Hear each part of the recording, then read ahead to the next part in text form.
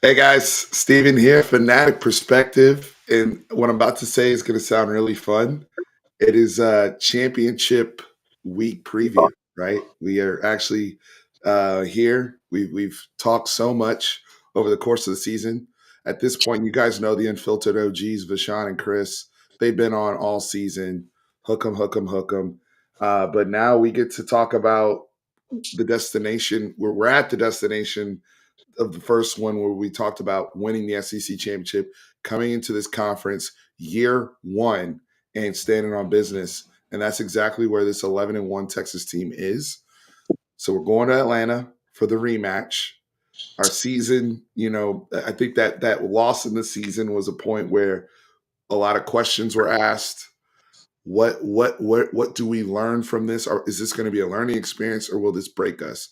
I think we've obviously learned a lot about this football team. I think this football team has learned a lot about themselves, and I couldn't be more excited for round two in Atlanta, which we anticipated. I think based upon even I think Chris, you had this team going 11-1. Yep. With I think Chris, you had the loss to Georgia. I think at 11, Yep. you nailed this, right? So you've basically been anticipating round two since the summer. So we're going to dive into all of that. But first, and this is not a sponsor read, this is just for the vibes. Number one, hit the like button, share, subscribe, tell a friend. The whole bit as you come in here, you guys know what to do. Fill up the chat. I see you guys are already coming in strong. I see Mark Vasquez, Steve, all hands on deck. Hell yeah, it's all hands on deck. It's rematch week. Forrest is in here telling everybody hit the like button. I appreciate that you guys are here regulating the chat. We're going to have a lot of fun in the next hour. The second biggest announcement is my OG here, Vashawn. Today's his birthday. So if you guys can wish him a very happy birthday, folks, that's dedication. This brother loves ball so much that on his birthday, before his wife is about to take care of him and have a wonderful evening and give this brother what he deserves, he's on here talking ball with us because it's championship week and Bashan knows what's on the table and he Oh can't yeah. wait like the rest of us, right? So please wish my brother Bashan a very happy birthday. But Bashan, with that being said, you got an early birthday gift because Yes. I'm going to let you get everything off your chest about Texas A&M because I know that game was very near and dear to your heart, especially where you are, regionally. And the Yes. people you've been boxing with for the last Yes. 13 years. The floor is yours, my brother, about A&M as we put that to bed. Appreciate it, Steve. And again, guys, I wouldn't be rather be no other place, man, than sitting here talking ball with you guys for my birthday, man. And more importantly, man, just talking about Texas getting the SEC championship and what we did to one of our rivals at their house. Man, that was huge, man. And me and my wife, we just moved in a new crib, man. We had family over for the weekend, it was the Thanksgiving weekend, and literally got to watch Texas just beat up on A&M in the trenches, run the ball down their throat. Couldn't they could I mean, it was at no point in time I thought that game was maybe gonna swing. I kind of got a little nervous on the block punt, but other than that, man, Texas just kept coming out marching up and down the field again. And I'm just gonna say this, man, that Texas has found their identity. They have found their identity, man, and I'm glad Sark find his stride at the end of the back end of the season. Because I think Steve, I don't know which I think you maybe had 10-2. I had us 10-2, I and had I 10 did. and 2. Yeah, and I had us. I think I had us beating Georgia, but I said we might trip up some other teams. Maybe no. I think I had us beating Michigan, but I didn't know what other two losses would come. But definitely, I I was a thought little. I thought we were gonna lose to Georgia, I believe. And then Yeah, I thought we were gonna have I had one like trip up game some where trip up game somewhere. yeah. Yes. And to Sure. be fair to Sark, I'm gonna say Mhm. this real quick for John. To be fair to Sure. Sark, Mhm. everybody beats us up about the schedule. I don't care about that at this point. It's irrelevant at this point. However, we beat everybody we were supposed to beat.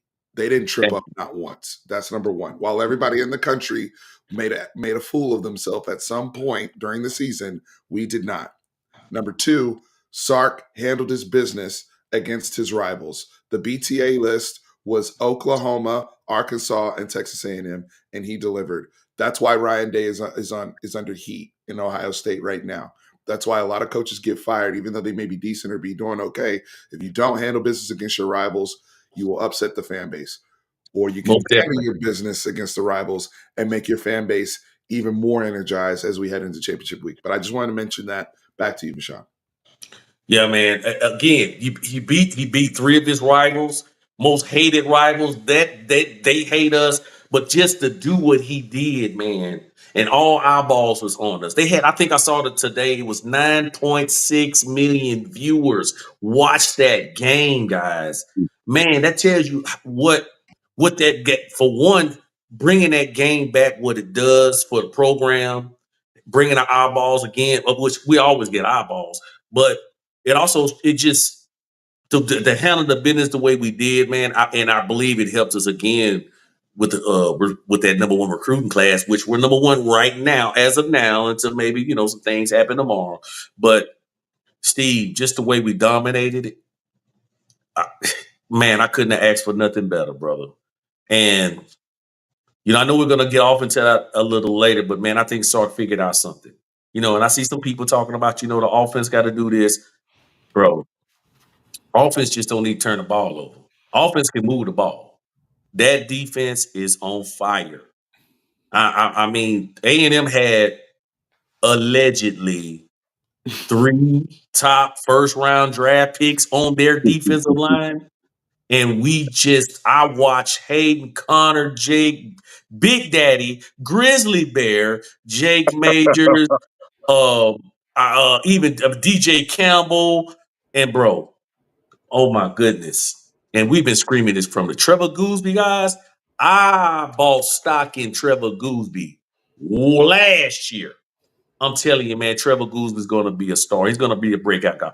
He put Shamar Stewart. He had that boy running backwards all night, man. Shamar Stewart, guys, I'm telling y'all, Shamar Stewart was a 5-star coming out of high school. It's from Florida. He is not no pushover. The A&M didn't get pushed around like that in the SEC this year, but the Texas offensive line did what they did, and they did it. And to me, that's our identity. We came in this year, we didn't know what we was. We kind of like, okay, well, we a passing team, or we this, or we that. We talked about it, me, you, and Simp. We was like, yeah, man, our offensive line should be very good this year. And then we had like 6, 7 games. We was looking like, okay, we just need to throw it around. You know what that But shows, though, Vashawn? It shows that our criticism was founded because yes, they weren't. What it was they weren't playing up to the expectation that we had for them, which they've yeah, gotten to. I thought pass blocking wise they were, well, to be fair, but yeah. The pass blocking was, yeah, the run game, these last 3 weeks is why they're a Joe Moore finalist. That's yeah, that's that's where the because if you think about the production and the depth. So, Michael Gooseby, if you're watching, you are blessing the program with your sons right now because Trevor, who's his son that came in at left tackle, was unbelievable. 87 grade from PFF in terms of pass blocking in his A&M snaps, which is remarkable considering, again, like you talked about, Shamar Stewart, Nick Gordon, all those guys, all the combinations he had to go up against. Even a couple reps when they sent like Scooby or somebody, he held it down to the point where you didn't even notice that Banks wasn't in the game. yeah. I didn't. I You mean, if didn't you even didn't know notice. that his name, So, didn't know the number, you wouldn't have known. and we mean that in the most complimentary sense, right? Yes, most Uh, definitely. and then for those who don't know, if you don't follow the basketball program, his son Austin Gooseby is a top 50 player in the country and Yes, is visiting Texas in the class of 2026. So we yes. get blessed with another wing and Austin Gooseby, who's a hooper, and Trevor, who's a left tackle. So Michael Gooseby, thank you for your kids. We appreciate your service, my brother. Yes, sir. Thank you, sir. And just one more last thing I want to say, man. Shout out to Trey, Quintavious Wisner. Oh man, so Simp, you remember I think about week 3, week 4, we was like, what's going on with the running game? Right before Oklahoma. And I said, man, I went and watched the game. And I said, man, the holes are there. I said, they're there. I said, the running backs, it look like Blue and Wisner are not just, they're overrunning. They're overrunning the holes. They're not, they're not seeing the cutback lane, and they're kind of, Back lanes. Yeah. yeah, they're not seeing the cutback They weren't lanes. finishing the runs. And they're not finishing the runs. Well, if you look at the last 3 weeks, even both of them, they're more patient. They're letting the linemen set up their blocks, and they're cutting back because there's nobody open on that backside. The offensive line is getting the push. They're pushing that D line this way. Nobody's on that backside. So now they realize that, bro, and they're hitting it. And to me, guys, throw out the idea that we're going to put up 40 points. We don't need to put up 40 points. We need to play complementary football like we've been doing. Just don't turn the ball over and control the clock and let your defense snuff out the other opponent. And you're going to play winning football. I'm going to tell you who done that for years and got about 6 championships. Nick Saban, my friend. Nick Saban done that for years. And we kept saying, well, he never had no top offense. Well, he did when he got Sark. But I'm telling y'all now, bro, I think Sark figured something out. He's figured out his identity, and I love it. And I think this is going to change our fortune going forward. Because now, if you can run that ball on A&M, and you can run the ball on the last 3 defensive lines that we've been running it on, going forward, we're going to face good defensive lines. If now this is going to be the big test for me, and I'm going to shut up and listen. Can we do this against Georgia? Because if we can, I don't think nobody gonna stop us going forward as far as running the ball. I want to Let's- make a real quick point before Simp goes with his A&M reactions. So shout out to the college football nerds. I just listened to my friends Daniel and Josh over there. Watch their preview video. If you guys are really into data analytics and whatnot, they're one of the best out there at that. I know some of you guys love to argue with them on Twitter because you think some of them hate Texas. But Daniel, in particular, talked a lot about the RPO and defenses is adjusting to RPO schemes in this era of football in 2024. We may be moving out of this era. I say that because it got me thinking, how many offenses are elite right now in college football, especially amongst the playoff teams? Good point. Who's out here just churning at 50? Who's hitting 50 every week? Like no matter who they play, where we're seeing that offensive crazy output.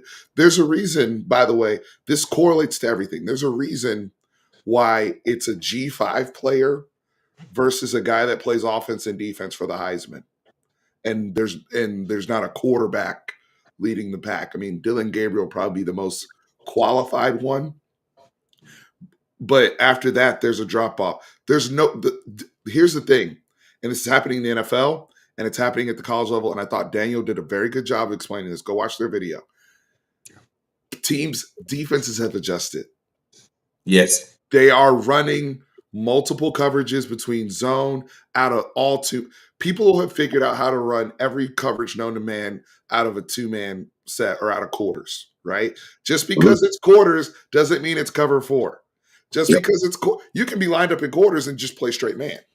That's right. It doesn't matter. But what people have figured out is how to take away the easy RPO reads. And they talked about Lincoln Riley because Lincoln Riley married RPO and power run together, and how all of a sudden they can't take the top off because of the pre-snap looks. So it's I think it's become bigger than all of that. I mean, I think it messed up Lane Kiffin at certain times this year. I think the difference between Lane Kiffin and Sark is Sark being with Saban understood. I also have an RPO quarterback in Quinn and all this type of stuff. I'm gonna have to turn around and figure out how to get this run game going. And we're gonna have to re-engineer this thing, especially with the injuries we've had at receiver, the inconsistency we've had with the quarterback play. We're gonna have to re-engineer this thing to be a little bit more ball control, get downhill. We'll still take our shots, but we're going to have to re-engineer the identity of the offense because of how people are playing defense in 2024. So when we're talking about us not scoring 40 a game, I think that's a problem for every offensive mastermind in the country. And I think that's a problem in the NFL as well, unless you have Jamar Chase. Yeah. Or you know what I mean? Like, Yeah. guys, especially those of you who watch football at both the college and NFL level, please consider what I'm saying. Go listen to their video. I thought they did a really good job of breaking that down. Semp, the floor is yours in terms of your A&M reaction, and then we can get on to Georgia. All right. I want to first start off by doing something different. A lot of guys, do what we're doing. They do it for a living. They do it for fun. They do whatever. But everybody like wants to be right. Everyone was just like everybody just kind of almost want to have breaking news. And if somebody says something bad or that's not right, they never want to admit that they were wrong. We see that. Me and Bashan see that on Unfiltered all the time. You got Quinn apologists, you have Arch apologists. Like we said when we started doing this last year, I'm an apologist of whoever is the starting uh, quarterback at the University of Texas. I don't care who you are. And I don't want to get us in trouble, but you could have some really bad people as our starting quarterback. Long as they're playing winning football, I could care less. The person I would like to apologize to, though, is Quintravian Weisner. Trey Weisner, I am sorry. After the Georgia game, last time we were here about 5 or 6 weeks ago, we were talking about our power running game and the problems we were having. And I think honestly, and I'll still say this to this day, I said 11-1 at the beginning of the year. Man, if Cedric Baxter was here with this running back room that we had, I'd have said 12-0. I mean, I'm drinking some Kool-Aid. Sark got me believing. But also, 6 weeks ago, 5 weeks ago, I said that Weisner is a good player. But I said the fact that if you give him the ball 20 times or more, like we did against Oklahoma, that he wasn't ready for that. You know what? I was wrong. This kid is more than ready, man. This kid is ready. The thing that I like about Weisner the most is that, and I'm not speaking on anyone else right now who's not with the team anymore or anything. I'm just talking in general. He didn't get on Twitter when things weren't going his way. He didn't pout. This guy's the ultimate teammate, man. He does everything the right way. Guy plays special teams when needed. He does everything. He's not on special teams now as much because he's our starting running back, and we're down He to made his literally name on three. special teams last year by Yeah, blowing people up yeah, early. literally, He was a killer literally, with the special. Yeah. literally. you know. So for young men, you're not on Twitter going off. You're not doing anything, man. And in fact, at times, man, this kid's been playing hurt all year, early on in the year. He had a tweaked ankle, but I mean, the guy just comes in, plays, man. He doesn't say anything. He's becoming my favorite player on this whole roster. And I am for that, Trey. I'm sorry for ever doubting you. You've turned into to RB1. You know, I saw a question on Unfiltered the other day when someone was asking, "What do we do once Baxter's back?" With the 3 running backs that we have or 4 running backs. I mean, what I want everybody to realize is that for us now, if you just want to have like a talent show and try to outscore people, you can be 7-5 and 8-4, and you can do stuff like that.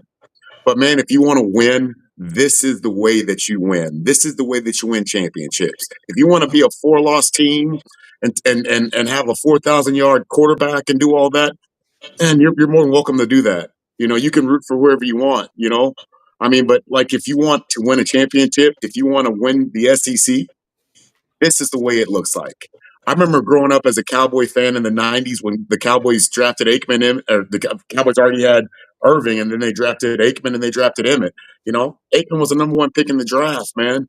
I saw that guy. I was at his last college game against UCLA, Arkansas. I thought this guy was going to throw for 4,000 yards every year. Absolutely not. Once they started winning and winning the right way and doing championships, it's literally he was maybe throwing for 220 yards, but there was a running game and it was great defense. Yeah. And I said something to Bashan at the beginning of the year, just in private. I was like, man, don't be surprised if it looks ugly at times, but we win, you know? And that's what it's like, man. This is the way it should be. This is the way. Give me winning this way over any other way, And the thing me and Bashan were having a conversation about this before, the thing that impresses me about Sark I don't know if anyone talked to Sark before this or during this season or during this year, but before Sark, like he was asked a question when he first got here about his offensive mindset, and he said he wanted to score as fast as he can, whenever he could. If he could score Mhm. one play, if he can have a one play drive, that's fine. He just wants to score touchdowns. I think what he's learning now is that it's all about ball control. It's not just ball control playing in the Big 12 against all those offenses. It's ball control, period. Right. You're not. It's not every team is going to look like the 2019 LSU Tigers. Mhm. That was an extraordinary team. That was different. Man, the Mhm. way we're winning now, if it's working, it's working. I'm all about it. I am all about it. Just win, baby. Just win. Well said, man. And that's why we do this. What I'm so inspired by what Chris just said, because we all, so many people, and I've said this for years too, are more concerned about being right than like actually caring about winning. And that's why I always say it. Sometimes it's not even losing; is what do we learn? Like the Georgia loss is only a loss as if they beat us again, same way. That's a loss. Yep. I don't think it's a loss if we take what we learn, right? We thought, like you said, with CJ Baxter not here, that we couldn't play that type of football. And Trey Wisner said, "Bump that, I got us. This is what Mm. we need. This is what the program needs. It doesn't matter that, I think it mirrors what Baxter wrote Yep. in the Players Tribune. I think it mirrors what the support that Jaden Blue has given him publicly, right? As well as whenever he does play, like they just complement each other, and that echoes to Shard Choice and the work that he's done this year. It's one thing to coach Bijan and Roshan and Jonathan Brooks, right? It's another when you're working with these guys and the injury bug is hit. You got guys that don't have a whole lot of experience. Um, you know, we're gonna get to signing day, and I've been seeing some people from other fan bases taking shots. Why I don't know, at certain rankings and all this type of stuff, when it's like evals matter. Like, why? Yeah, I know Wisner. Look, the kid over at DeSoto right now, at running back, is a monster. Okay, Yeah. yeah, he did what was best for the team and kind of moved over to the slot a little bit, Yep. next to Jonte when they were there. But it's also, that doesn't mean he can't play. Yep. Like that doesn't mean he's not the right fit for our system. That doesn't mean that he's not going to be the guy we need him to be in 2 to 3 years from now, Yep. as part of his development plan. Same thing with Trevor Gooseby, who was a 3-star. And you got all these guys talking about these big names when, if I'm not mistaken, wasn't Cam Williams like a high 3-star, low 4-star out of Duncanville, who we liked? We were like, yo, we know he's going to be good, but he was quote unquote a project, right?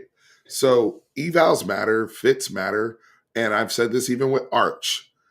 I want what's best for my team. I don't care if he's the best player at his position or not. Is he the best fit for us? Does he work within the confines of what we're trying to build and what we're trying to do? And I think that's why Texas has had more success. Yeah, we are having success with the Ryan Wingos that can play anywhere in any offense, right? But Mhm. we're also mixing that with the Ty Anthony Smiths of the world, the lesser heralded guys, the Michael Taffs of the world. Can they play? That's the point. So, and at some point, I'm giving the staff the benefit of the doubt. If you don't like that they got somebody or they pick somebody over somebody else, at what point do they start getting the benefit of the doubt? I mean, this is back-to-back 11-1 seasons. It's back-to-back seasons. That's about to be multiple seasons with numerous, almost double-digit NFL draft picks. Yep. Yeah. Multiple guys making all conference teams.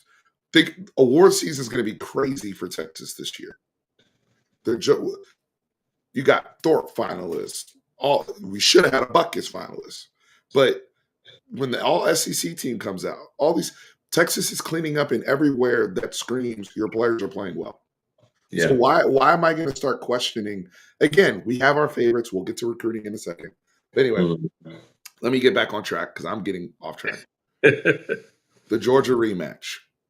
Y'all been thinking about it. We've been waiting for it. My quick thoughts. I'm expecting Georgia to have a great week of practice. I'm expecting Georgia to get their powers in the Mercedes-Benz Dome, as this is a home game for them. Don't get it twisted. This is a home game for them. They run that dome. However, I expect them also to come out in too high again. I expect them to give us the same look. I don't know why you would switch it up if you're Kirby. And I think Texas gets to show what they've learned, right? Gets to start the game in a different manner than which they started that game in Austin and set the tone early. But the defense, if I'm the defense, I'm looking at it like, hey, we can clean some stuff up in the run game, and we can clean some stuff up in some of the short spread stuff that they did to get Carson a little bit more uncomfortable. But let's keep doing what we're doing. We know that we pitched a pretty good game the first time. Let's pitch a good game the second time. So, y'all's takeaways. Vashawn, I'll start with you in terms of this matchup. What you're looking at?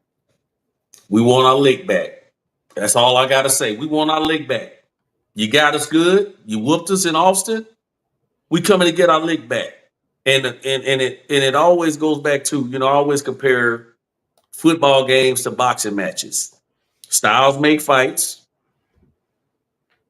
Also, if you look at when you have a trilogy fight or, if you have a rematch, most of the time, not all the time, the guy comes back and he wins because he learns from the first loss. So it's hard, and that's why it's hard to beat a team twice. And I think we asked this question. I remember this, Steve, early in the year, and I think we presented it to the crowd. We was like, would you rather lose in the regular season to Georgia, and then beat them in the SEC championship? Of course, everybody they want. Oh no, I want to win both of them. I said you only got one pick, and most people say, well, I'd rather lose in Austin and then come and win the SEC championship. And here we are. Yeah, and that's the position we're in right now, guys. And look, all the noise. I'm in the SEC groups. Everybody's hating on us. Oh, y'all ain't played nobody. They told us for years SEC was a gauntlet. Well, let me ask y'all this question. Georgia, Alabama, Ole Miss, Tennessee, and even South Carolina, some of the top teams in the SEC, all of them have lost to some of the teams we beat. We were just consistent. And getting back on topic, I believe Sark's learned. We got an identity, and I think when we first faced Georgia, we were still trying to figure out who we were. Quinn was coming off the abdominal sprain, so he wasn't 100%. If you notice, Steve, and guys, I don't care what nobody say. I'll argue the facts. Steve, beside the pick six and the fumble, Quinn didn't have a bad game. Just them two turnovers, okay. But he was some of the best throws I seen him throw all year. The one he dropped in the bucket to Golden and the one he hit Wingo on that out route shows me his touch is back and that he's feeling a lot better physically with that abdominal sprain that he had early in the year. Based on that evidence, I'm expecting Quinn to be a lot better this game, and I'm expecting the offensive line to come out there because I know Mr. Banks wants his lick back as well on some of those Georgia. That's why we think he's going to play, right? That's why we think he's going to play. Because guess what? We know he's a top 10 pick, but it's going to be some bad film out there. Them scouts going to look at it and say, yeah, but look when he played Georgia, what happened? Oh, he wants to put on a show against Georgia, and no better place to do it than the Georgia Dome. And I'm going to throw this out there, guys, for you conspiracy theorists. Quinn is a feather ball thrower.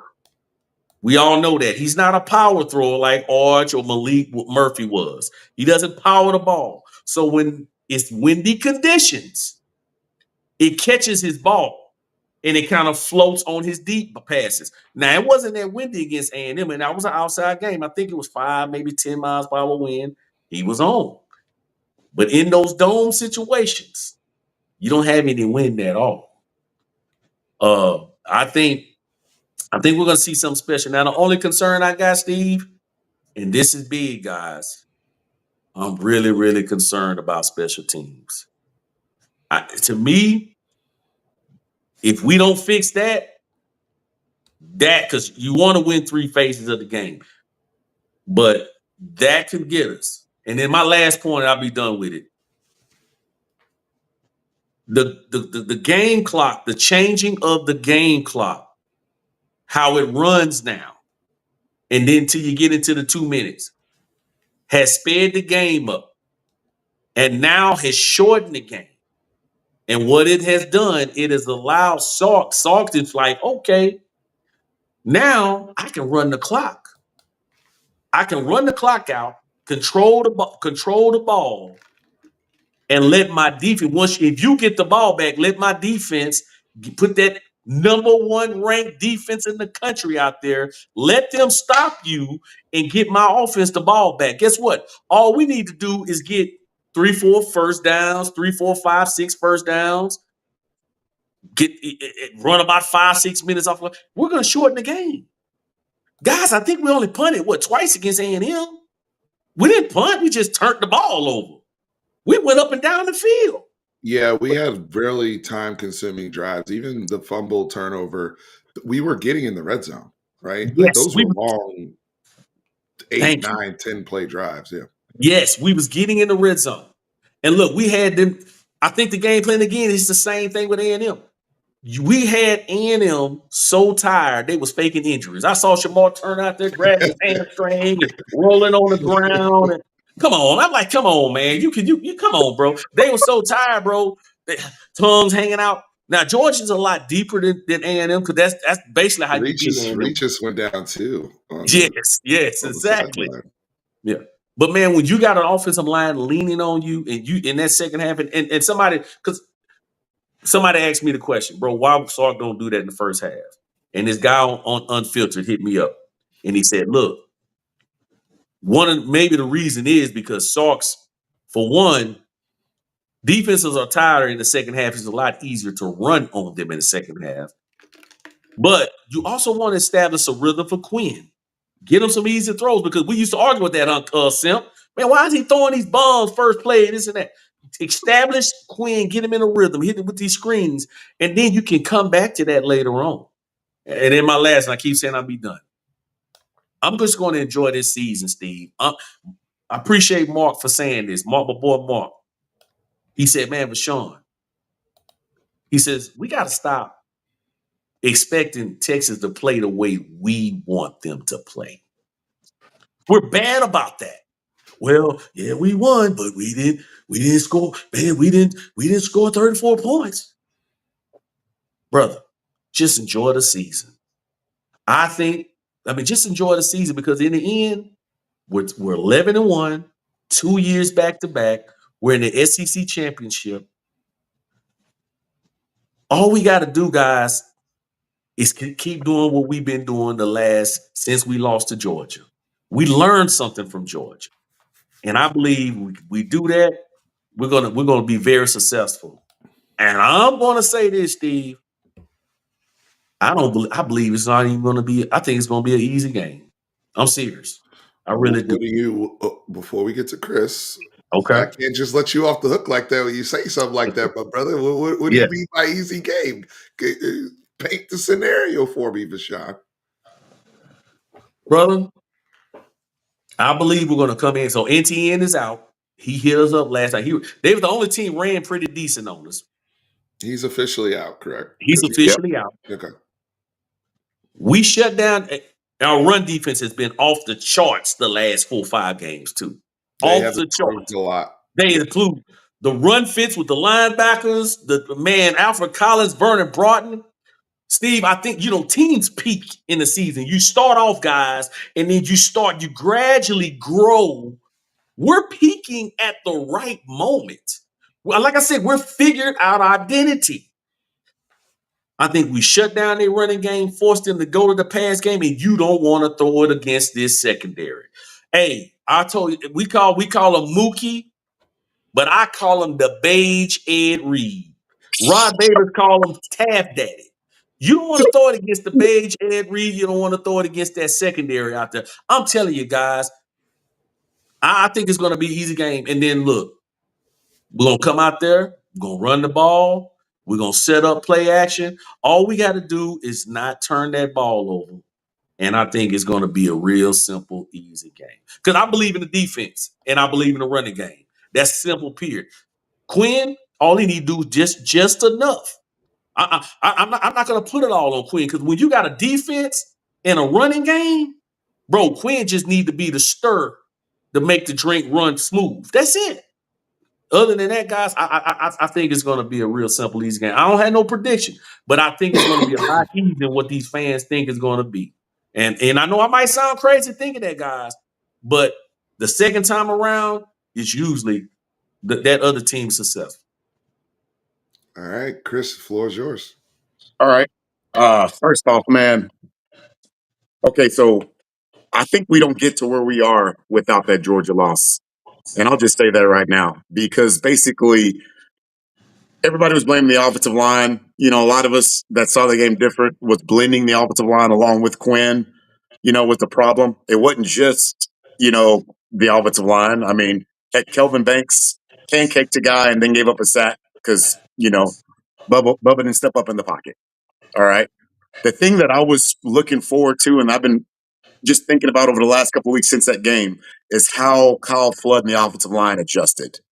Man, yeah, we didn't play a team like Georgia, but if you look at all the teams that we played leading up and all the first round talent, second, third round talent in this conference, like if you look at Kentucky, if you look at A&M, I mean, man, like our offensive line has looked great. I got a buddy of mine that's a degenerate gambler. He actually found some money on Cam Williams and false starts in College Station. He lost some money, thank God, but he lost money. I mean, Cam Williams is improving, man. Yeah. Yes. Everybody on that offensive line is improved. Man, Peyton Connor needs his flowers, man. That guy Yes. is literally pulling and he's destroying guys. That they were calling that guy a finesse guard. Man, when you're an offensive lineman, that's one word that you don't want put with your name is finesse. All right. Hey, Chris, to your point about Hayden Connor, I think it was either today or yesterday because I saw Today. Steve Connor posted it Yeah. today. They posted his advanced pass stats, pass blocking stats. I think over 400 and almost 450 reps, only like 2 pressures allowed or something crazy Mhm. from Hayden Connor. So absolutely deserves his flowers, and he's finishing on all short yardage and goal line runs as well in the run game. So the improvement he's made, right, Yep. from over the last few years, the development, his hunger to get better, and him being a leader within that offensive line group. Well said, Chris. Yeah. Oh, guys get better as they stay in the program, Steve? And not leave. Even Exactly. Jake Matrix is better. Yeah. Yes. Yeah. Yeah. Yeah. Yeah. Okay.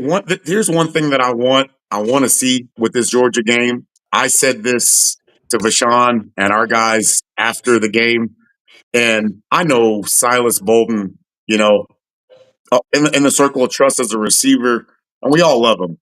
But basically, him on special teams is where he's been, and he's been, spot roll here, spot roll there when he's out there. But here is a scenario I want you guys to think about, and all you guys that see the game a little differently think about. Georgia, whenever we played them last time, they were bringing linebackers. They were doing stunts. They were doing everything. They would line up. They would start off with 3 guys on a line of scrimmage. All of a sudden, you would have 6 guys on a line of scrimmage. They were bringing everything. They were doing stems. They were doing things that we didn't see very often. One thing, and it looked like it overwhelmed us a little bit. One thing I told Vashawn and the guys I want us to get back into is, man, when you use orbit motion, when you use a guy like Bolden, a guy that size, uh, when that guy's in motion, when you got a guy out of the backfield going back and forth, That guy, all Quinn has to do is get the ball in his hand and just flick the ball out to that guy. I mean, it's not that easy. But same time, though, we didn't see as much orbit motion against Georgia as we've seen Sark do. And if you want to slow down that linebacker play, if you want to maybe stop them from blitzing a little bit, you got to do that. The one play that we scored on, I don't know if it was a 2-point conversion, if you remember the Georgia game, is when we put Bond in motion, and I think it was that 2-point conversion where he did orbit motion. He did 3 times. His guy, like by the time the ball was snapped, his guy was still there. He's wide open. He walks in the end zone. Obviously, Kirby has everything prepared. They had every screen pass prepared. Hopefully they said Banks and some of our linemen were kind of tipping plays by accident with their alignment. Hopefully they change that.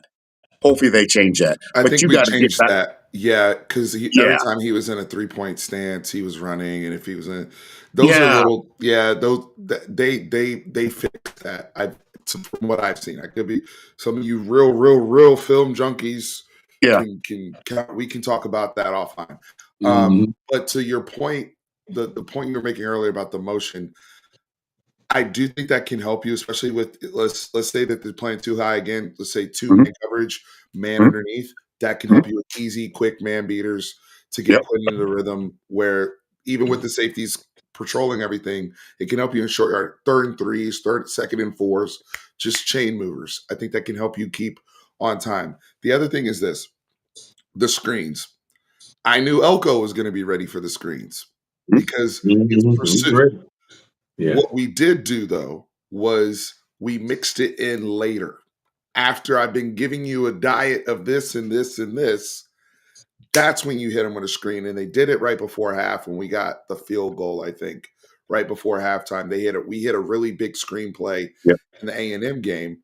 And it was more of a traditional screen, if I recall. Mhm. Um, but it was the traditional screen, not just of how it looked, but how we set it up. Mhm. We didn't come out and lead with it. We were hitting them with other stuff and giving them a diet and making their backers and their safety see certain things, and then boom, we hit them with the screen. Your screen can still be a big part of your offense, but Yeah. how we script it needs to be different. To Chris's point, You can't take forever. You can't have Quinn dropping back, going here, going there, then going. Oh, we lost him. okay, we'll get him back. But I know it. I know where he's going with that. Yeah. Where especially we were very horizontal with Yes. how we were screening and some of the looks we were showing. So it can get a little frustrating because those also become tackle for loss and you're behind the chains and you're frustrated the whole bit. Hey Chris, we had lost you for a second, buddy. Okay. Hold on, I'm gonna get him back Okay. on here. His connection is a little Okay. yeah. Chris, we're if you can hear me, we're gonna get you reconnected before we bring you back on. Vashawn, did you want to speak to any of that while we're getting Chris reconnected? Well, I want to also want to point out too what's gonna what from the first game Quinn played against Georgia, where he was not picking up the blitz. He was not seeing it. He was seeing things. Look at what he did against A&M. And I'm gonna tell you the difference. So remember the throw to Gunnar Ham, where Gunnar Ham was not paying attention. That was actually the right read. He looked over there, Gunnar Ham. The guy come to blitz. Boom, Quinn got it out. Gunnar When Ham it just was wasn't hot. ready. Yes, when it Yeah, was a it was hot the hot read. read. That's the right read. So I said, okay, that looks kind of different. Quinn is seeing the blitz. Then turn around. Remember the same one to Isaiah Bond. I think it was the 4th quarter. The guy comes off the blitz, off the edge. Quinn goes whoop right out there. Isaiah Bond obviously wasn't ready, but you can see Quinn talking to him like, hey, this is a hot read right here. Stop, stop and go. It was a pitch and catch throw. But what that tells me, Steve, they've been working on it. Now, the one sack we gave up against A&M was the one to blue. He missed that. But the last 4 to 5 games, Steve, I used to cringe, especially after the Georgia game when I see teams blitzers, because I'm like, oh, this is not going to end up well. There's going to be, because Quinn basically he's not going to get away too much. But lately, we've been picking the blitz up, and especially the last couple games, he's been making the right read. To me, that's another big difference. What I'm looking for, guys, is differences from when we played Georgia the first time to what I've seen the last 5, 6, whatever, 7 weeks, what he's doing now. And what I've seen doing different now, that should translate into this new game. Like I say, it's hard, guys, to beat a team twice. Uh, we're running the ball, we're picking up the blitz, we hot reading, and it looks like Quinn is finally, can throw a little better. So other than that, man, I'm looking forward to it, man. I can't wait. I'm serious, man. I can't wait. And again, when you got a defense like we got a defense, when you got a championship defense, and somebody put the stats out today, they showed the total yards given up by every team we played this year. Let me break this down to you. Total yards allowed. Colorado State, 192 yards. Total. This is total, guys. Michigan, 284. UTSA, only 260. ULM, 111. Mississippi State, 294. OU, 237. Georgia only had 283 yards. Yep. Now you say, well, how did he score all those points? Short fields, offense, turnovers, all of that stuff. That's why I say we got to just not turn the ball over and get Not scores more. one of those, which is crazy to say. Not one of those you gave up 300 yards of Not total one. offense. I take no. That's Guess who it was? It was one team. Wild one guess. team, Florida. Florida was the only one, but that game was over, Steve, at and halftime. they ran a lot. They had a lot in the Yes, run game that day. that's exactly right. Yeah. Florida, Florida's the only team that has over 300 total yards of offense against us. that's it. Here it is right here, guys. 300. That was it. Wow. That's a ridiculous stat, Steve. That's a ridiculous stat. And guess what? Some of them teams we're mentioning, boy, they put up a bunch of yards on other teams. That's a hell of a stat. Yes, Um, Kentucky ran the ball on Georgia. Kentucky ran up and down the field. I think they hit Georgia for 150 something yards. We only gave up 232 yards to Georgia. I'm sorry, Kentucky. Period. But anyway, guys, when you got a defense like we got, you got a puncher's chance in any game. That's what wins championships. So, Sports Fan Jack, thank you for the super chat. Really appreciate it. $4.99. This team is like last year's Michigan team, run game and defense, with the Bingo. quarterback having a few moments per game, right? JJ McCarthy, who ended up being a first round pick, managed that team. A lot of people gave JJ a lot of crap, but what was he overall, like 25-1, something crazy as a starter. His only loss was the TCU game. So, and Michigan, people gave them crap until they won, but they went to the playoffs 3 straight years and were on it.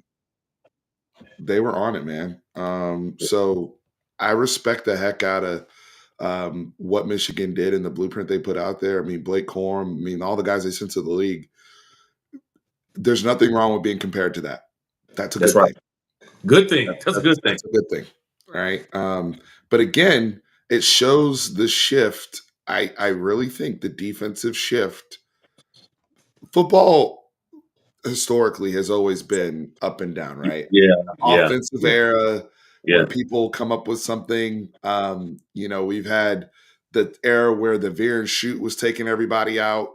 We've had eras where the spread, the true, the Mike Leach days of that type of spread offense. I mean, if you go back and watch, because we're comparing like Texas defenses, right? Like some people say like the 2008. Oh, I think we got Chris back. The 2008 defense was really good. The 05 championship defense, like we've had some really nice Texas defenses. Even 2010, as much as that was a struggle, that was a really loaded Texas defense. One thing, if you compare them like 2008, for example, if you go back and watch those games, they were facing teams that were like 4 or 5 wide every single play.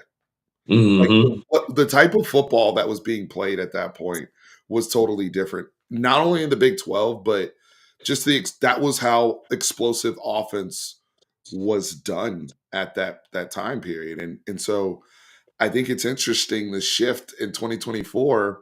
A lot more 12 personnel, a lot more Yeah. tight ends on the field, Yeah. a lot Yeah. more multiple Yeah. running backs on the field, right? Like Yeah. we thought we were in the future back then, but it's a cat and mouse game. It Yeah. always has been. We've saw times you know this more than I do. Andre Ware and the run and shoot offenses in the 90s. Yes. That Yes. was the future back then, right? That Where was the they were future back spread, then. Yeah. and then Yep. people adjusted, and then it Yep. went back to trenches, and then it went Yeah. back this way. Like football It is, goes up and down, like you say. Yeah. It but does. you got It to be does. playing the right It's way copycat in league there. too. It's a copycat league. When something worked, guys, everybody jumps on it. Y'all notice Iowa State started the 3 high round 2017. And next thing you know, everybody's running 3 high. Everybody's running that type of defense because it was slowing down these spread offense. So now, like Steve just rightly said, teams are reverting back to the power running games now. They're running 2 tight ends, 12s, because that's the way you beat it. You know what I'm saying? Hey, we're just gonna power this ball down there. They want to do that. And another thing you caught on to me, Steve, if they want to stay in 2 high, if Georgia did a great job of stopping the run with only 5 and 6 in the box, Correct. great job. When you can do that, guys, your defense is elite. That's why I don't Texas have to was bring my really bad. safety now. If I can Yeah, stop, yeah, exactly. yes, exactly. If Texas, if you're going to come out with a light box against Texas, and we come out in 12 personnel, we start running that ball down Georgia's throat. They're going to eventually going to have to walk that safety down, and now you got a single high safety, and then Quinn just have to make some good throws from there. That's what's going to have to happen. But what I noticed, Steve, the last 3 weeks, and I keep harping back on this, guys, I saw Kentucky put 8 in the box, and they could not stop the run. I saw A&M put 7 and 8 in the box. They consistently walked a safety up in the box, and Texas ran it right down the throat. And I'm like, I've never seen an offensive line do this where teams are putting 8 to our 7, and we're just running it down the throat. Now, the running back has to make that 8-man miss, but that's what we've been doing, guys. We've been very good at that. And if you make that guy miss, guess what? There's nobody behind him. So I'm gonna try to get Chris back on here because I want him to Okay. see if I can. Are you able to hear us, Chris? Might still be having some issues. David, yeah, Quinn, I'm just looking at his question. I mean, what he asked that question, or he really making a statement. Yeah, Quinn went off in a dome stadium last year for 400 something yards for, I think, 4 tutties, maybe 5. I'm not sure. So, They're also holding the Washington games against him because both of those were yeah. dome games. Yeah, and Um, guess what? Remember, we lost both games, but he did still put up 300 some yards, right, Steve? Some of his best mhm. games, some of his best yard games. I think he the first year he went for 330 something. We lost, and then the next year he went for 300 and something. And we lost too. But some of his better games has been in domes. Just Hey, just that Chris, feathering style. I think we should be able to get you now. Okay. Yeah. Man, personally, don't forget about Jaden Blue in this game. Remember when the last time we played them, we didn't use him really until the second half, but him in the passing game was a really big factor last time. And, I know the fumbles hurt. You can't fumble. Like, that can't happen. But same time, though, I think, a lot of Texas fans just want to just throw that guy away when guys make mistakes. They get thrown away. Oh, we don't need him right now because this is going to happen. And the thing I like about this team and the way it is that, Sark still, obviously with the number of running backs that we have right now, you have to keep him back. You have to keep him in there. But I mean, it's just like these guys get another chance, and they do a good job, man. We really need him in the passing game for us to be, especially when we're running that 2-back personnel that they struggle against. So, um, One thing I remember, I said this to Vashawn, and I said this on our group chat, and this really is, it has a little to do with Arch. But if you look at what Sarkis would recruit at quarterback these next couple of years, it's always been drop back guys. Man, he's doing more dual threats because I think for teams like Georgia who struggle, we saw Georgia Tech, we saw Haynes King go crazy. I think this is going to be the last year we see a quarterback like Quinn. Of course, there's Trey Owens too, but we see a quarterback like Quinn, a straight drop back guy that you don't really see that as a running threat. They don't have to run and be like Vince or anything like that. No, but just that threat, having that extra man, you know, so to speak, when you're running RPO, that helps a whole lot. But for, like I said, for Saturday, for us, man, I think Jaden Blue, he needs to be a factor. It's not just Wisner, it's not just Gibson, it's them covering him. Like no matter what we think of him, he's he's very important for us getting to where we were. Like he's a mismatch, man. He's like his receiver speed. And he actually, so to your point about Blue, he did not get a carry in the Georgia game, but he Mhm. did get what, 7 catches and a Yep, touchdown, yep. right? So he was actually a big factor. We talk about, to Chris's point, we talk about, okay, if they're going to sit, we're assuming how Georgia's going to start the game. I don't know how Kirby will adjust, but I can anticipate how he'll start the game. He'll start the game in too high. They'll play man underneath. So if you make that assumption, one of your beaters is the back, right? In man Mhm. coverage on, let's say he gets Chas Chambliss, for example, lined up, or Smoke Munden or Smile Munden, right? Or one of those guys. He can beat, and he's already shown you that, right? So Mhm. that's one. Now, I do think you want to give him enough trust in the run game. Now Jaden's going to have to reward that trust with ball security and blocking.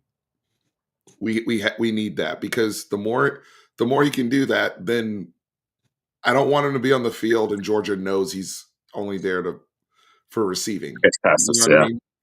It tips these. It's a game of margin, and you start tipping your hand, like Bashan was talking about with our lineman splits or how we were lining up.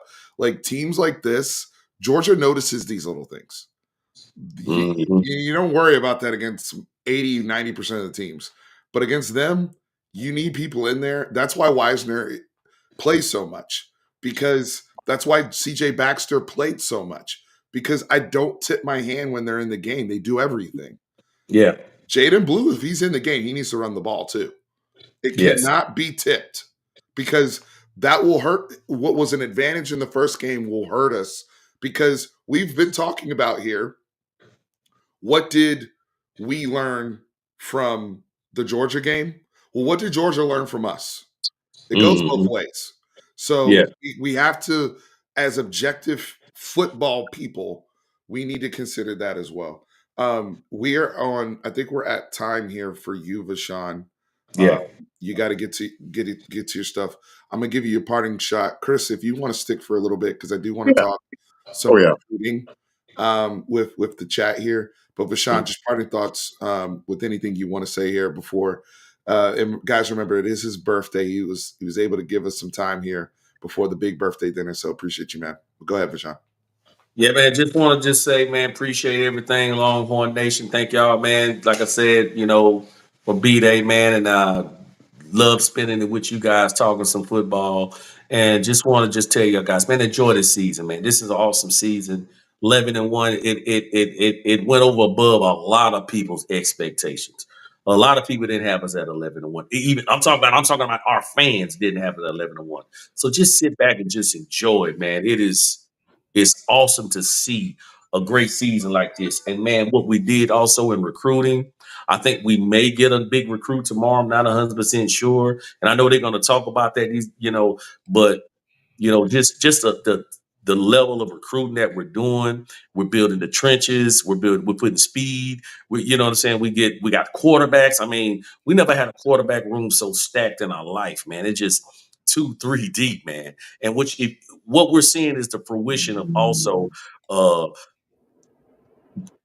development and also adding portal additions. Shout out to Coach Baker, bro. Love that defensive line out there, man. That defensive line is studying up. Shout out to Coach Flood. Like I say, man, it's just awesome to be a Longhorn fan, and I just believe we're going to be victorious. Hey, man, I saw somebody put the Kool Aid down. Nah, bro, no Kool Aid, man. I just really believe what I saw. I'm watching my eyes. I'll be honest with you guys, I don't care if we win 10-9. We're gonna win. So that's all I feel about it. But I think, based on what I've been seeing the last couple of weeks, I've been watching Georgia a little bit too. They're playing a little better, but I think we'll be ready for them this time and more prepared. And I think we'll be victorious, man. Hook 'em, fellas. Hook 'em. Welcome. Happy birthday, my brother. Happy birthday, Appreciate you. man. Thank you. All right, brother. So we got Chris. Let's talk some recruiting, right? Mhm. And actually, before we do that, I want to get your final prediction for the Georgia game. I don't think I got your prediction. We got Fashawn's prediction. Okay. All right. Man, it's scary. Obviously I'm not playing in the game. None of us are playing, but I mean, it's the way that last game looked was very telling. I think we've improved a lot, like I said earlier on, but how much did we improve? I guess we'll see. But one thing that I've always heard, and one of my good buddies, Gio, says, and we've all heard it, defense and a running game travels.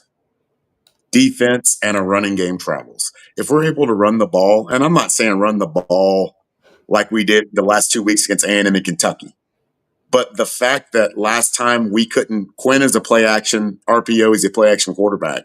When you don't have that play action at all, I mean, you saw what they were able to do.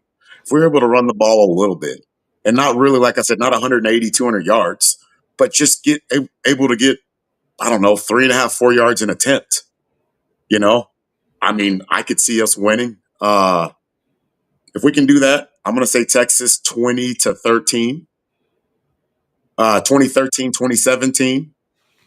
If we Yeah, don't, low scoring below the 41 point threshold. yeah, yeah. If we don't, it could be like Vashawn said, it could be 10-9, but it could be 10-9 Georgia. Who knows? Who knows? But the key, like I said, man, the key is just running the ball, giving them where they can't just literally just key on Quinn. Because this isn't Michigan Quinn. We're getting there. It's coming there. But he's, as soon as his middle area, ribs, whatever, got healthy, his ankle went down.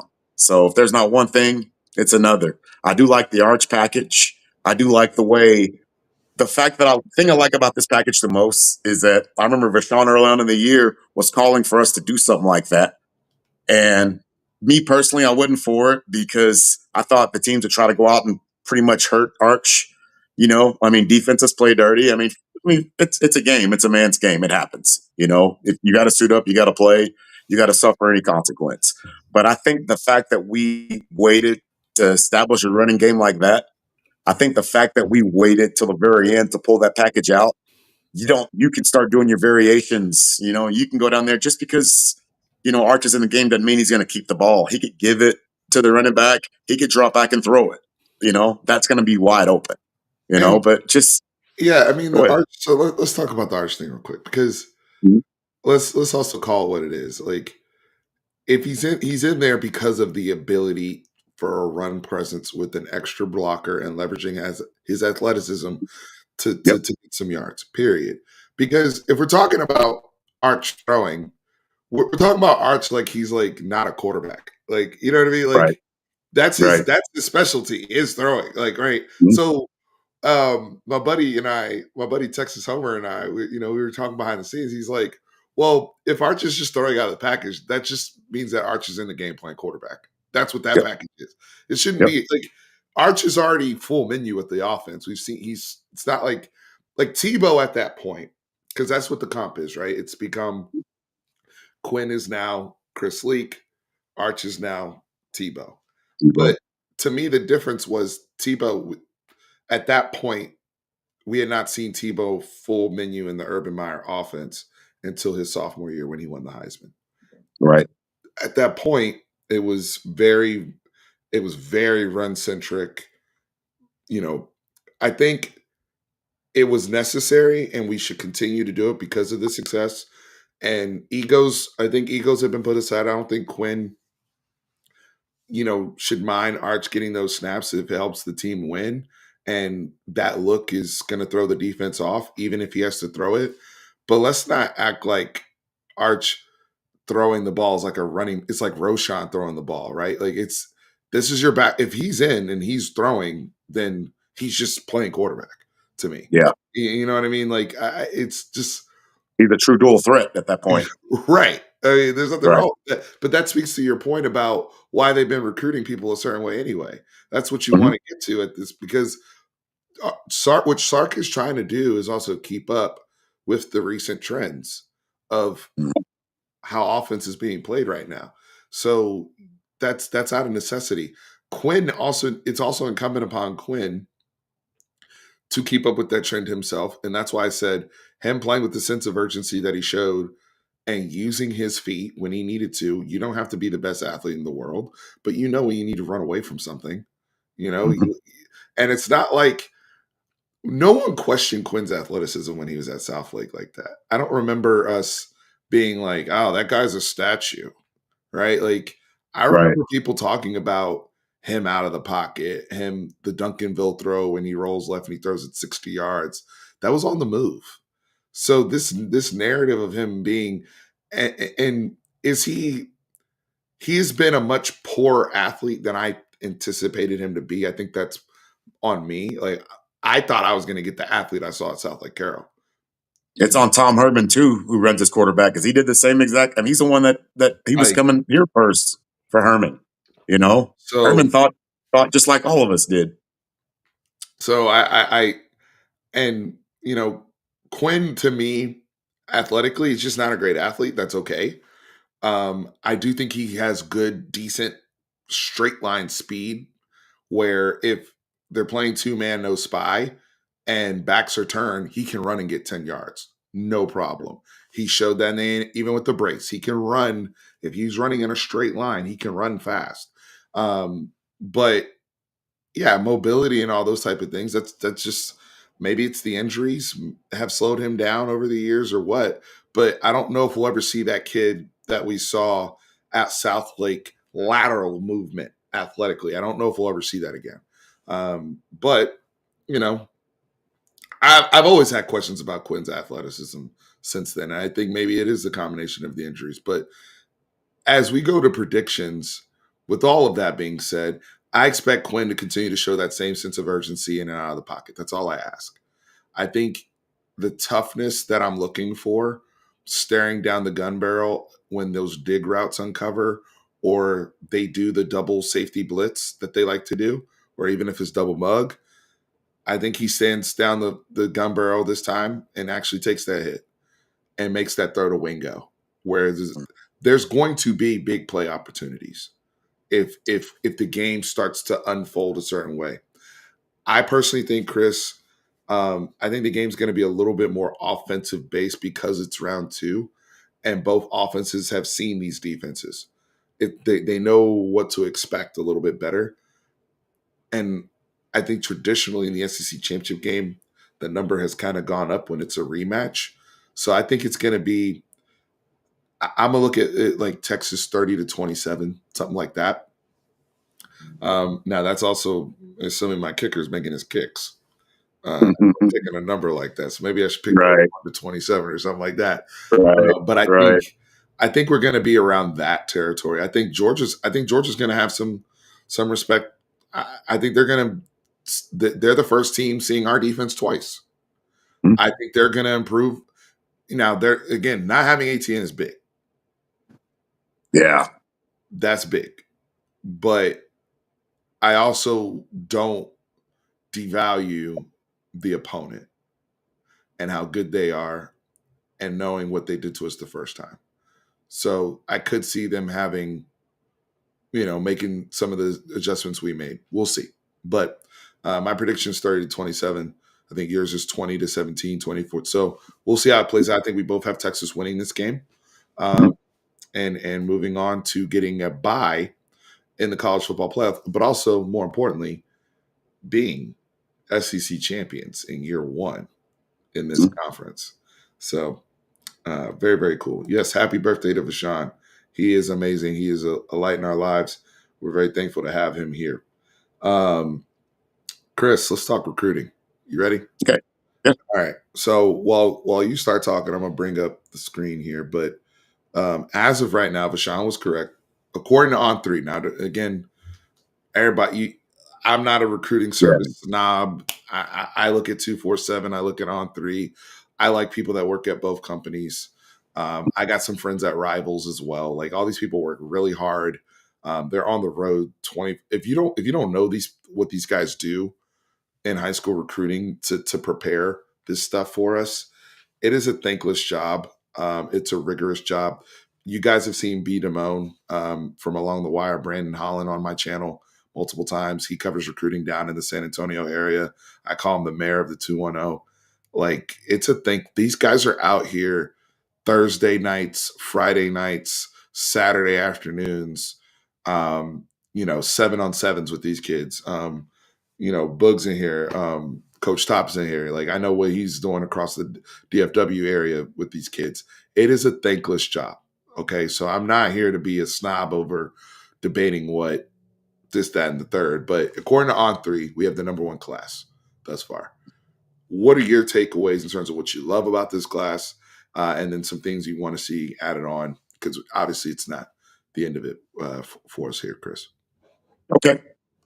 One thing that I have noticed with this class, and it's not just this class, it's also because we're Texas and where we are now compared to we were in a couple of years.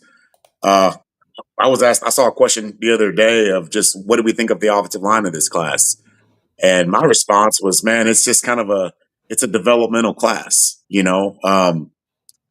Honestly, where we are now, I don't think hardly any of these guys, maybe the one we're looking for, Justice Terry, he'd be the only guy that would probably be able to come in right away and just like start or just, I don't know, make plays, be a part of the two deep. But man, like we I'm not going to call it a developmental class for the offensive line, but there's not a player on the offensive line that we're probably going to need for a couple of years. We missed out on an offensive tackle. A lot of people think that, a guy like, Andre Kojo, who is, a year younger, what is he, a redshirt freshman right now? I've heard people say that consider him the left tackle for this class. I almost said for this draft. For this class, consider him the left Right. tackle Yeah. for this. But I mean, which is fine because he's a year younger. He graduated high school a year younger, than what he did. You can do that. But basically, the way I see this, man, it's like kind of like the portal and stuff like what you are with Texas now. And I hate to use a Charlie Strong quote, but man, the cake is baked. Everything else right now we're adding is icing. If you're going to depend on portal players, a bunch of portal players for you getting to winning your conference championship, if you're going to depend on players from your recruiting classes to come in here and just come in right away, like we did Kelvin Banks and Cole Hudson, if you do that, you're not going to win. Right now, we do have the number one class. I like it, you know. But like I said, man, like none of these guys hardly are going to come in here and threaten for anything. And I'm a fan of that, like big time. I like where we are at the tight end position. I like where we are, at the linebacker position. The thing with tight end now, Nick Townsend, I like him a whole lot. But I was saying this the other day too. One thing that I think with a guy like that, like he's 235, 240 pounds, 230, and he runs probably a 10-7, 10-8, 100. If that guy was going to Georgia, he would be a linebacker or a weak side defensive end, which we didn't get. We need a weak side defensive end. Everybody that we have on, when Trey Moore leaves, it's just Colin Simmons at that position. And was it Jackson Smith or Rogbo or whatever? But I mean, it's just like we need more guys like that. Like I said, if he went to Georgia, Nick Townsend would probably be playing defense. He's open to playing anywhere. It doesn't matter to him. But man, overall, I like the class, man. Like, rankings, we'll see. I think the coaching staff we have now is good enough to develop, players to where you won't see a Tom Herman 2019 class where you have what a top one or two class, and then, some of the guys aren't developed, and then like three-fourths of these guys leave. This offensive line class, it looks like these guys are going to be here for a while. You might have a bunch of 4 and 5 year guys on the offensive line starting 4 or 5 years from now. That's fine. That's a luxury. That's a change from where we were the last decade when we're, depending on, guys literally straight out of high school coming in saying, oh, that's our starting left tackle, or that's our starting defensive end, or that's our starting Z at receiver. No, we're not in that. I mean, it's, time will tell. But like I said, man, that defensive line also too, Justice Terry is big. I'd like to get him or another player like that. Everybody else, I guess the regular signing day in February, I mean, that's still going on, I guess. But, all of ours, like we're going to be done by Friday, by tomorrow. I guess tomorrow we're going to see.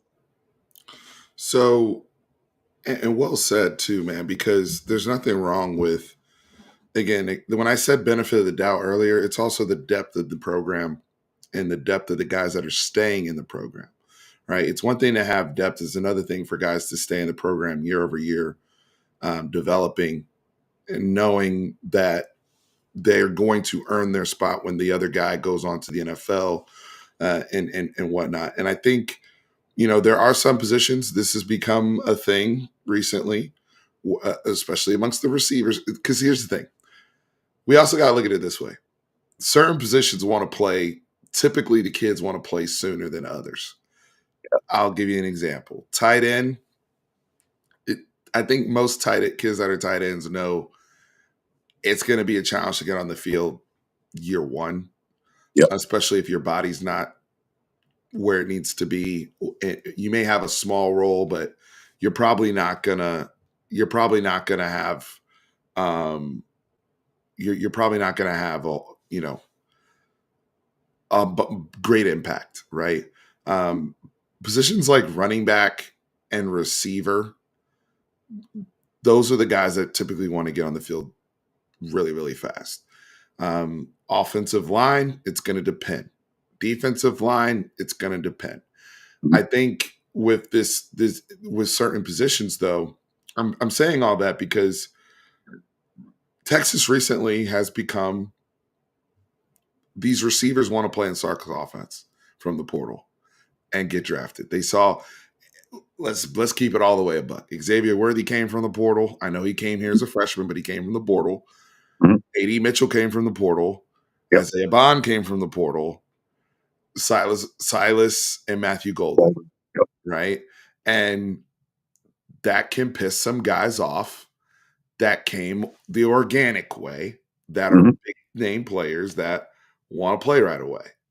And there's a balance, there's a conversation being had there about the balance of that, right? So we have to consider those things. And I think that was why it was important that Ryan Wingo played early and Sark showcases that he's giving those people those opportunities.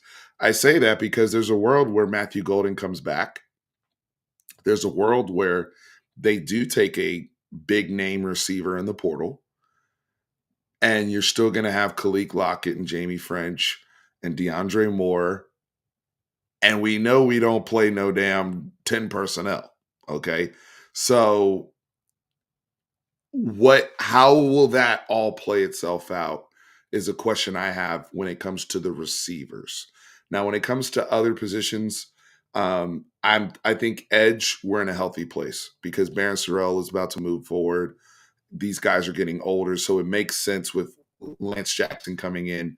I think the timing's good. Smith Rogbo, timing's good. So certain positions, it's just we have perfect transition. It's really, really clean and neat. And then you have, I think, the one sure thing guy that's going to be in the two deep no matter what is Jonah Williams, who's the headliner of the class, where he's already one of the best football players in all of high school. And, we know he's going to play baseball as well. We know he can play linebacker, safety. I mean, he can kind of be in that role that, you've seen Caleb Downs assume at Ohio State or some of these other schools, especially with, Andrew Makuba looking to go to the NFL, Jelani McDonald looking to fill in, Derek Williams coming back off of ACL surgery.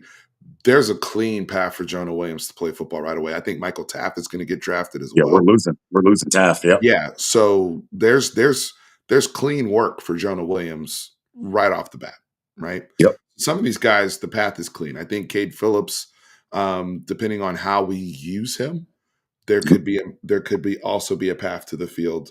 Considering guys like Gavin Holmes, Jade JV, Barron moving JV on. and Cole. Yeah. JV and Cole, what happens with him? Like, so there's a path there for him coming off of, what he was being asked to do potentially at LSU, right? So just keeping that in context here, I think is important as we digest the recruiting. Justice Terry, do you think, depending on where he goes, that may flip or solidify number one for us, or flip number one for who? How do you see that playing out? That's pretty much what you said. If whoever he goes, like let's say he goes to Texas, we're going to stay number one, and we're going to be number one by a lot. If he goes to Georgia, I think he's the factor. He's the factor. I mean, it's big to get him, but same time though, I mean, with what we have, hopefully Sadir Mitchell can keep developing. We have Melvin Hills from last year. We have our guys from 22 that we need to literally. It's Aaron Bryant and Jerry Bledsoe. I mean, brothers, it's time, you know. But I'll tell you the reason why I have faith in them is, man, our defensive line coach, that guy is, man, he is Baker's amazing. That dude's a baller. He's You impressive. know, look, Yeah. dude, Vernon Broughton looked like Warren Sapp on Saturday against Texas A&M. All right, imagine that, man. Like Vernon Broughton struggled against Georgia. You know, just seeing guys, seeing everybody. Look at Bill Norton. Like, you know, like I said, we're not needing anybody to come in and just be a stud automatically. All we need is icing for the cake. And I quoted Charlie again, but I'm sorry. That's probably one of the best things he ever said. But all we literally need is our icing, and that's it, man. So, I mean, I think Terry's needed, but if we don't get him, there's going to be some guys that are in the portal. I mean, Jermaine Lole has been great for us. You know, he was injured coming in. A&M, that defensive lineman, that Brownwood Diddy or whatever his last name is, Dinley or whatever. I mean, there are guys that are entering the portal now. There are guys going to enter the portal, you know, at the end of this time in the spring. Like there's going to be time. We didn't get the Arizona guys till the spring, so Late. I Yeah. wouldn't panic either Even way. Savea. Yeah. Yeah, So yeah, so the question here about Isaiah Bond, I do think he's going to go to the NFL yeah, personally. yeah. Um, I think for him, the league, they're well aware of what he can do, and they know he's not been healthy. I think the key for Isaiah Bond is after this SEC championship game, can he get right for the playoffs in the next couple weeks or whatever the time frame is. But I just think that Isaiah Bond hasn't been the most productive college career on tape between Bama and Texas, but I think he's done enough and will work out. I think he'll run such a crazy time that these teams will y'all know how the NFL is. The question is, to me, is Matthew Golden. That's the question of will he, won't he? Because the numbers are there. I mean, the production, and when I say production with Matthew Golden, I'm talking on a target basis. What are you doing with the targets you get? To me, he has been very, very productive, if not our most productive receiver, with the targets that he has received. And how many touchdowns does Golden have on the season? No, but he's leading the team in touchdowns. I He's know leading the that. team in touchdowns, right? So you're looking at a guy who would be the leading receiver or touchdown guy on a national championship team, who who's the upperclassman, and let's not act like Matthew Golden won't work out well No, exactly. Exactly. when they start having combine and all that type of stuff. I think that's something we'll have to talk about. But Texas is in a position with these younger guys and what they have also still in the incubator.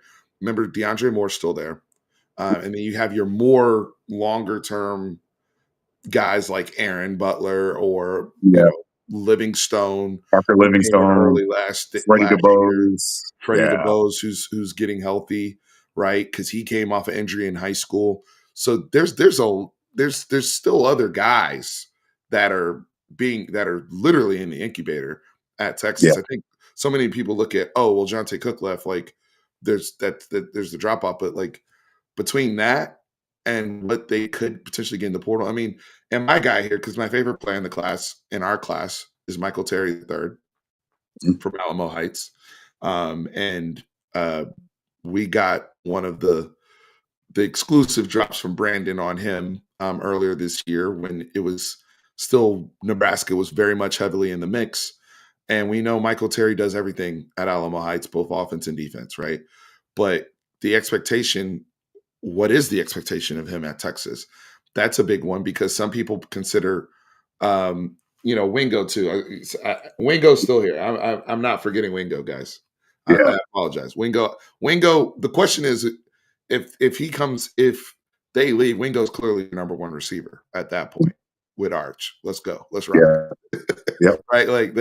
Yep. So I'm not. Excuse me if I left his name out there. But Michael Terry, is he a part of the receiver class or is he something different, right? Because there's a world where he can play running back. There's a world where he's an H back. There's a Back. world where he's a slot receiver. Mhm. Now I don't see him playing defense because him and Jonah would have to all that. But I think Michael Terry, in the pitch that was given to him by Sark and AJ Milwee, they were the ones that closed Terry. For anybody that wants to know, AJ Milwee and them showed him tape of three players, and it was Puka Nakua, Cooper Cup, and Debo Samuel in the McVay Shanahan lineage, Yep. and saying, "Hey, you are the chess piece that is that hybrid player." Doc Texas posted a clip of a throwback guy from Texas, Little Jordan Humphrey, who Yep. was super productive, right? Now, Terry's obviously faster than Little Jordan, but in terms of what you're asking that player to do, there's going to be plays where he's going to be a hammer roll. He may run the ball. He may take a jet sweep. He may, be lined up literally as an H-back like Puka Nakua does Yep. present day. And the next play he's running a 50-yard post. Yep. That's That right positionless football. there, those are unique football players. There's Mhm. going to be plays where Michael Terry, if we had Michael Terry this year, he would have taken snaps at running back. Right? Yep. So Yep. he's literally a chess piece that Sark would want. Let's say Sark was still with the Atlanta Falcons. In the NFL, Michael Terry is his Puka Nakua, his Mhm. Cooper Cup. That's the role. But now we're going to actually see that, and it's going to be. I'm emphasizing this because Gunnar Helm's probably going to go to the NFL and make some money next year. Yep. So now you're also looking at your tight ends. What does that situation look like? We like Yeah. Jordan Washington. We see Towson coming in, Yeah. but Emery because Winston from Georgia. again, a Michael Terry's a guy that can give you some of that versatility. Yeah. Not saying full time or anything like that, but I expect him to come in and have a big role as a unique pass catching, running the ball offensive threat. I think he will have a certain amount of carries and catches, just with how he'll be used. I think it will be. We haven't had a player like that yet at Texas under Sark to see that role in a consistent basis until now. Um, any other play you want to go deep dive on or highlight, Yeah. Chris? Yeah, the one thing that we were talking about like a little while ago, a second ago, about the playoffs that coming up, and and with Golden and everything too. I just think that the fact that these next this is new to us. Normally it's a championship game, then you play in your bowl, and that's it. Or you play in your bowl, and if you win, you play in the championship. I think these next several weeks, this next month is we're gonna see where a lot of rosters end up. A lot of guys, let's say, Golden continues to be the player he is. Let's say he balls out and has, 4 or 5 big games coming up. He's not coming back. You know, let's say a guy like Trey Moore at outside linebacker, he could still come back. He has a COVID year. Um, let's say that guy continues to ball out. He's gone. Let's say Ethan Burke. Ethan Burke had a great game against A&M. Let's say that guy catches fire. He's gone. Cam Williams, he's been projected, late first, second, at least, a top, 50, pick, top 50, 60 players in the draft. But, if Saturday happens the way we think, if it happens better than it looked 5, 6 weeks ago, he's probably gone. So the thing that I'm looking forward to, and just not just seeing this with Texas, but seeing this with everybody's roster, how everybody looks that are in the playoffs, you know, that's gonna kind of judge how the portal is used. It's gonna judge, if you're a freshman, if you're gonna need any of them to possibly step in and be in your 2 deep roster, or to be one play away. Like I said earlier, we're not really in the position where we're needing players from this class to come in like that, and that's a blessing. But It same is. time, though, man, these next couple of weeks, it's going to really show a lot. At first, I wasn't a really big fan of extra football because all the taxing on the players and only having 85 scholarship players and this, that, the other. But now for this fact along with the evaluation, I like it. I like it a lot. I'm looking forward for the next month of football for sure. Um, Also, can we? I know some people are going to get on me about this because they want to give Kern a chance. I would like to see us go out there, get some kicking talent, get The a leg portal. in the whatever we. I'm not loyal to any of these guys currently on the roster. Forgive me, respectfully, but I would like to see that upgraded expeditiously. If we could upgrade it for the playoffs, I would. Yep. But you know, um, I think you brothers were also talking about Cunningham. I wanted to talk about him from North Crowley because he can develop. You guys see some traits where he can develop into a really nice coverage linebacker for us. This is around the space where Ty Anthony Smith was last year, and people overlook these 3-star guys. North Crowley been whooping people's ass this year, by the way, too. But um, it's interesting, just to see what the potential of some of these guys, right? And he's one of Johnny Nanson's guys, but you brothers were really high on him from a coverage standpoint of him having those traits that you look for. So I wanted to point that out as maybe one of the sleeper guys, him or Elijah Barnes is more of a traditional backer for me, but Mhm. Cunningham is somebody that in this age of defending RPOs and stuff like that, I know looks like he's on the light side, but really, really good player that we're getting out of North Crowley. And we're just tapping into really good programs, quite frankly, Chris. So I can't say enough good things. I gotta run here because I gotta go pick up my pups. But Chris, any parting words for the chat here, sir? Man, personally, just stay in it. Stay in it. It's not. I know it's not pretty the way we're winning, but I mean, it's just we're winning. Like style points. Once you get to a certain level, like Rashawn said earlier on, man, that's how Bama won all those championships. It wasn't always them scoring 40 and 50. It was in the 2019 LSU Tigers. Man, let's just win. Let's just win. It doesn't matter. Just, defense and a running game travels, I mean, let's do this, man. I mean, special teams too. Like I don't want us to get in a situation where our defense and our running game is doing what it's doing, and then we lose the game because of special teams. Like that will irk everyone, and that's not the way you want to lose. But Oh, like I you're gonna was saying, talk about man, it all year just too. yeah, yeah, guys. Next, I mean, I'm not going to look past next year, but a lot of the holes that we're seeing on this team are going to be filled next year. Whether it's the way the quarterback is, being able to use RPO the running way, being able to use the extra man.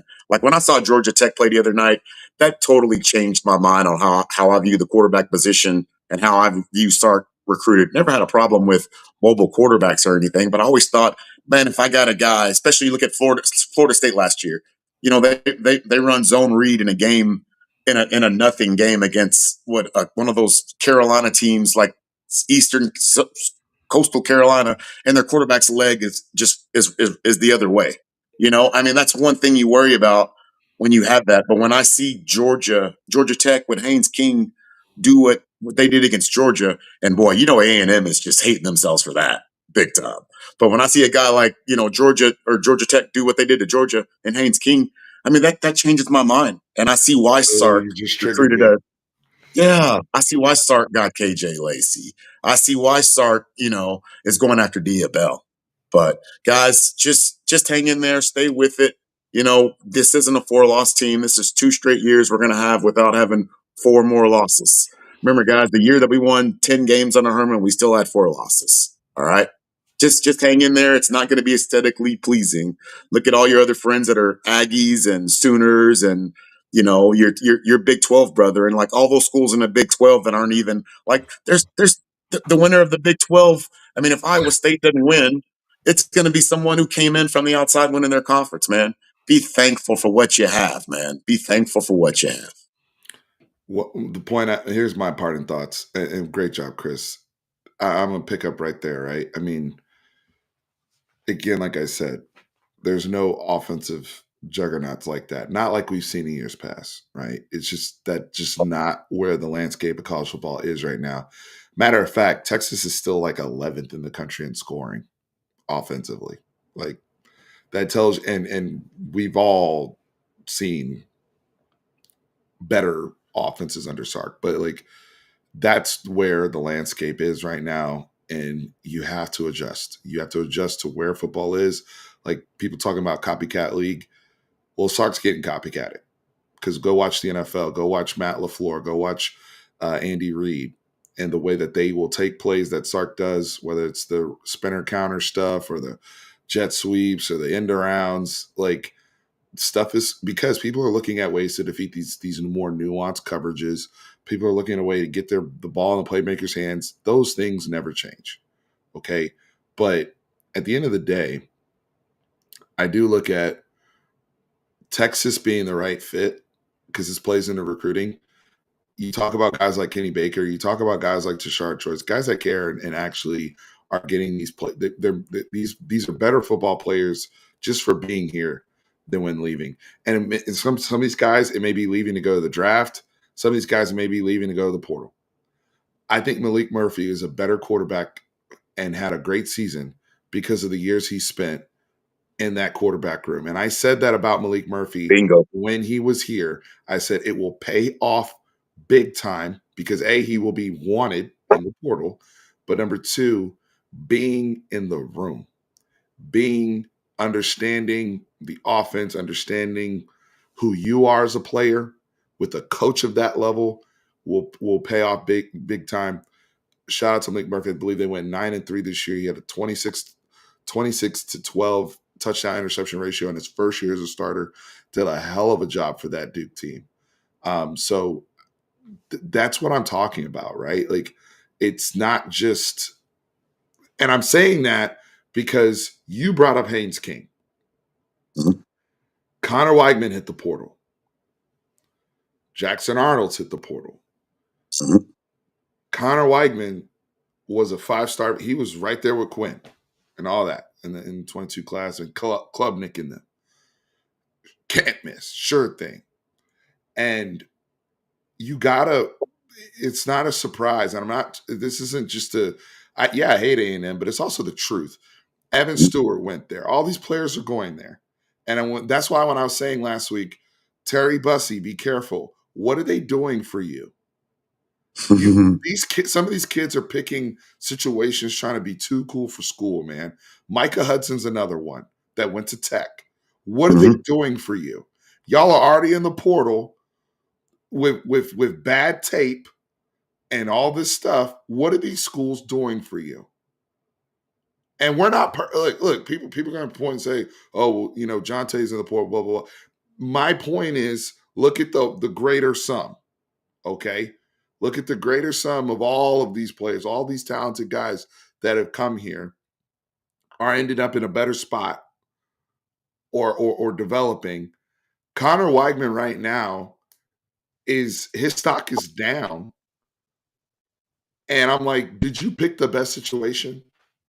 Really, Jimbo Fisher at the time. Uh, um, Micah Hudson, people telling me, oh, well, he went to Tech because you know, him and his friends, they all grew up playing together, and a lot of guys on that team were over there.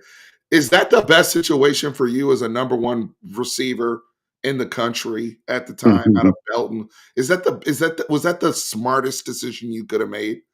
To play in a spread offense and To not go play something that's like going to use your yeah. pay attention, young man. Pay attention. And I'm not saying that Texas is the right answer for everybody. That's not my point. Please listen. Okay. Some of y'all, I'm not saying some of y'all should have picked SMU. Okay. They know what they're doing over there. My point is, it's not always the big school either.